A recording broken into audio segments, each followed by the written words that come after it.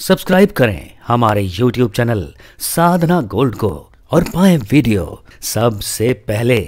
और हाँ, bell icon दबाना ना भूलें। एक राजा था जिसका नाम पुरंजन था, जो पुरंजनपुरी में रहता था। एक दिन उसने सुंदर नगर की खोजा तो उसको एक सुंदर नगर दिखाई दिया और उस नगर का नाम था क्या? बोलिए ना। हाँ, पुरंजनपुर, जो 9 द्वारों वाला था। और उसमें एक देवी भी रहती थी जो उसकी मालकिन थी और उसका नाम था पुरंजनी। पुरंजन का पुरंजनी के प्रति इतना प्रेम हो गया कि एक बार किसी दूसरे राजा ने आक्रमण किया और उस महल को नष्ट कर दिया। वो पुरंजनी भी नष्ट हो गई। अब उसकी याद में ये मरा तो ये भी स्त्री बना, क्योंकि हमारे शास्त्र ऐसा कहते हैं कि जिसकी याद करते हुए हम शरीर को त्याग करते हैं वही हमें बनना पड़ता है। इसलिए कहते हैं कि मृत्यु के समय अच्छे लोग, अच्छी बातें, अच्छे शास्त्रों का चिंतन कराया जाता है। हम लोग क्यों कहते हैं कि घर में कुत्ता नहीं पालना चाहिए? क्यों?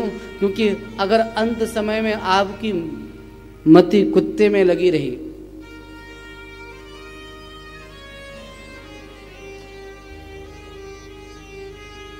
अगर आपका मन उसमें लगा रहा तो आपकी तो दुर्गति हो जाएगी ना। इसीलिए हमारे यहाँ कहते हैं कि अंत भला तो सब भला। अंत समय में भगवान का नाम याद रहे, भगवान का स्मरण रहे।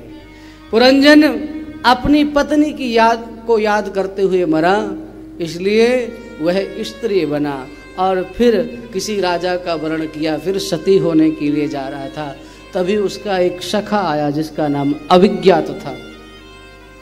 वो अविज्ञात नाम का सखा आया और उस सखा ने आकर के समझाया कि मित्र देखो,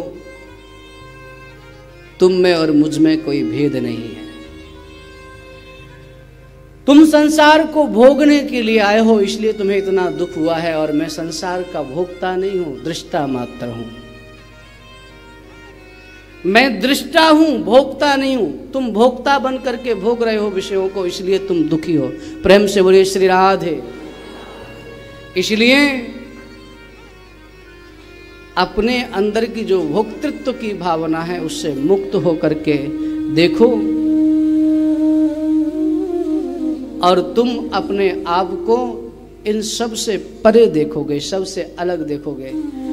तब प्राचीन भरी ने कहा, महाराज मुझे ये बात समझ में नहीं आई, थोड़ा स्पष्ट करके बताओ। तब नारद जी ने कहा, ये पुरंजन कोई और नहीं, तुम हो। नवद्वारों की तुम्हारी ये देह यही पुरंजन का नगर है, और तुम्हारी बुद्धि ही पुरंजनी है। बुद्धि के अनुसार तुम चलते हो, वो जहाँ ले जाती है वहाँ जाते हो, जैसा वो कहती है वैसा करते हो। ये बुद्धि ही तुम्हारी पत्नी है वो। और इसमें जो 5 फण वाला सर्प था वो 5 प्रकार की वायु है। इतने सुंदर ढंग से समझाया नारद जी ने कि प्राचीन बरही के मन में जो भी संशय था वह संशय मिट गया और उसके संशय का छेदन हो गया, और उसने भी अंत में भगवान का भजन करते हुए परम गति को प्राप्त किया। प्रेम से बोलिए श्री राधे।